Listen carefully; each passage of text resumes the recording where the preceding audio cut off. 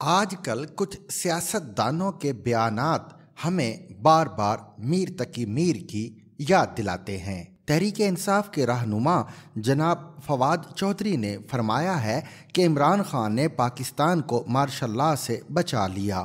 دلیل یہ دی کہ اگر عمران خان صدر عارف علوی کو نئے آرمی چیف کی تقرری کے نوٹیفیکیشن پر دستخط سے روک دیتے تو ملک میں مارشل لاء لگ جاتا۔ فواد چودھری نے جو بھی کہا وہ انتہائی قابل غور ہے، کیونکہ آرمی چیف کی تقرری کا معاملہ غیر معمولی تاخیر کا شکار ہو رہا تھا، کوئی مانے یا نہ مانے۔ لیکن ایک طرف جنرل قمر جاوید باجوہ دوسری مرتبہ ایکسٹینشن کے لیے سرگرم تھے، دوسری طرف ایک صاحب مسلم لیگ نون اور پیپلز پارٹی کی قیادت کو یہ یقین دلا رہے تھے کہ اگر انہیں آرمی چیف بنا دیا گیا تو وہ عمران خان کو نیست و نابود کر دیں گے اور ان کا فیض غیر مشروط ہوگا۔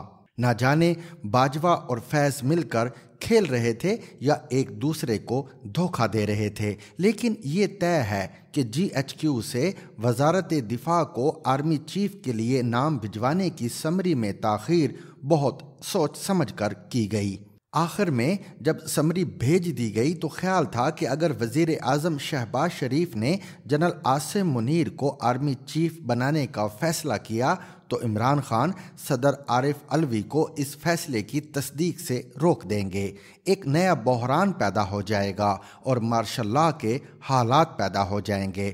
فواد چودھری برا نہ منائے تو عرض ہے کہ جب وزیر اعظم آفس نے سمری صدر عارف علوی کو بھجوائی تو ہماری اطلاع کے مطابق انہوں نے اس پر دستخط کر دیے۔ دستخط کرنے کے بعد وہ وزیر اعظم کے ہوائی جہاز پر لاہور گئے اور عمران خان سے ملاقات کی۔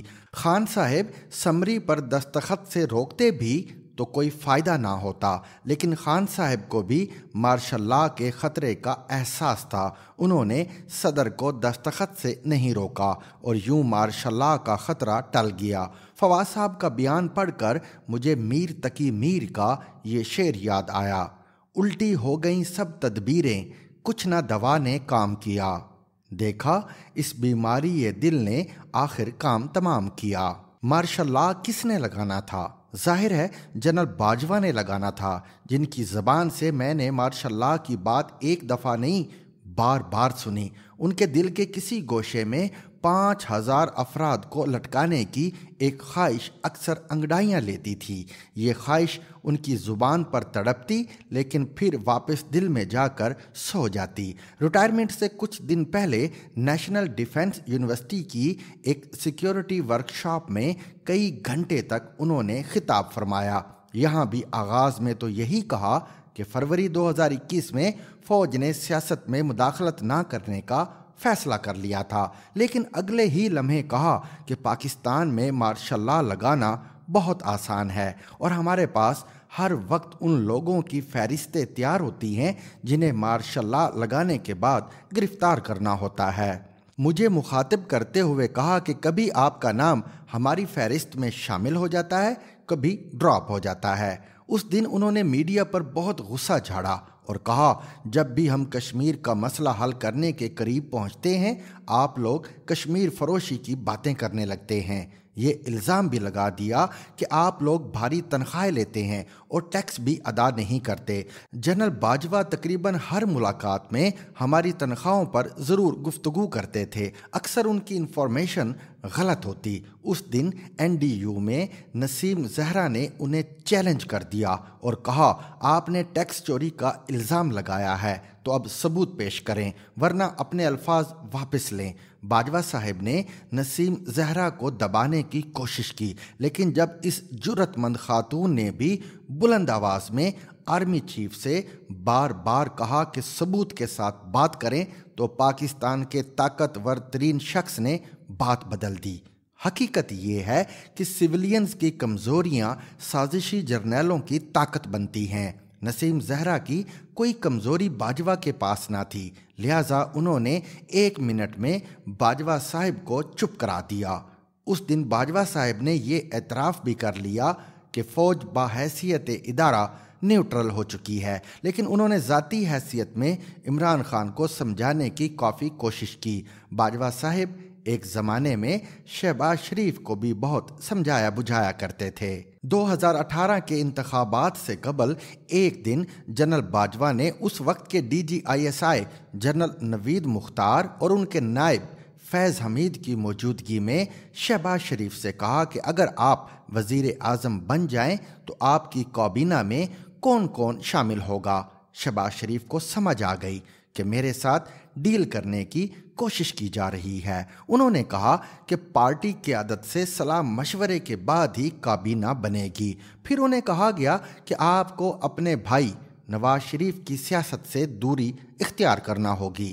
یہ وہ لمحہ تھا جب شہباز شریف ایک چھوٹی سی ہاں کہہ دیتے تو وزیر اعظم بن سکتے تھے، لیکن انہوں نے تینوں جرنیلوں کو صاف بتا دیا کہ وہ ہمیشہ سے فوج کے ساتھ مفاہمت کے حامی رہے ہیں، لیکن وہ نواز شریف کا ساتھ نہیں چھوڑیں گے۔ عرض یہ کرنا ہے کہ جنرل باجوہ ذاتی طور پر عمران خان کو وزیر اعظم نہیں بنانا چاہتے تھے، لیکن شہباز شریف کے انکار کے بعد عمران خان ان کی مجبوری بن گئے۔ عمران خان نے باجوہ کے ساتھ چلنے کی ہر ممکن کوشش کی۔ باجوہ نے کہا کہ اسد عمر کو وزارت خزانہ سے ہٹا کر حفیظ شیخ کو لے آؤ۔ خان صاحب مان گئے۔ جب باجوہ صاحب نے کہا کہ عثمان بزدار کو پنجاب کی وزارت اعلیٰ سے ہٹا دو تو خان صاحب نہیں مانے۔ ساری بات یہیں سے بگڑی۔ خان صاحب کا خیال تھا کہ تحریک عدم اعتماد کے پیچھے باجوہ صاحب ہیں۔ یہ ان کی سب سے بڑی غلط فہمی تھی۔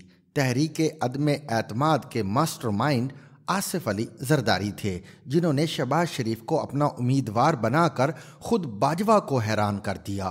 باجوہ صاحب نے آخری وقت تک عمران خان کو بچانے کی کوشش کی، یہاں تک کہ ایک ریٹائرڈ بریگیڈیئر کو بلوچستان عوامی پارٹی باپ کے رہنما خالد مکسی کے پاس بھیجا اور ان سے کہا کہ آپ عمران خان کا ساتھ نہ چھوڑیں، لیکن باپ والے بھی باجوہ صاحب کے بھی باپ نکلے۔ خالد مکسی نے براہ راست باجوہ کے سامنے بیٹھ کر کہہ دیا کہ مارشاء اللہ لگانا ہے تو لگا دو، ہم اپنا فیصلہ نہیں بدلیں گے۔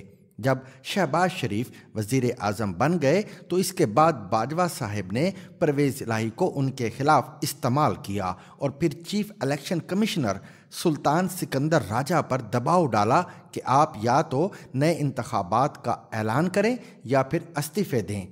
راجہ صاحب نے جس جگہ اور جس انداز میں انکار کیا اس پر تو پورا کالم لکھا جا سکتا ہے۔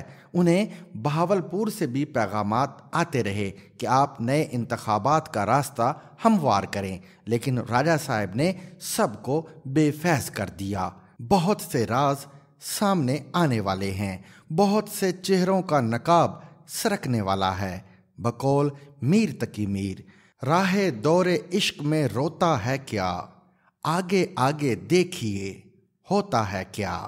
To watch and listen to more informative videos and Urdu, English columns, subscribe to our YouTube channel. Zigzag News explores literature.